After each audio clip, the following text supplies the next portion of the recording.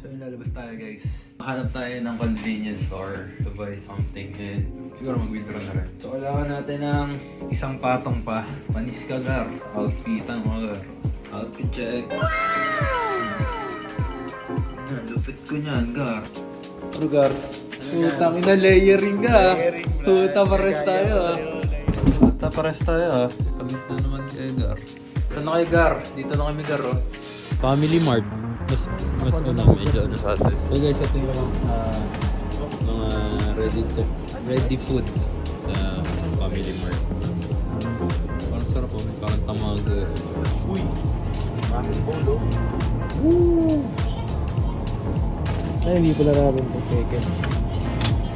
Tara, Hindi. libre tayo. Wag mo. Libre tayo. Do you serve hot milk here? This one? Okay.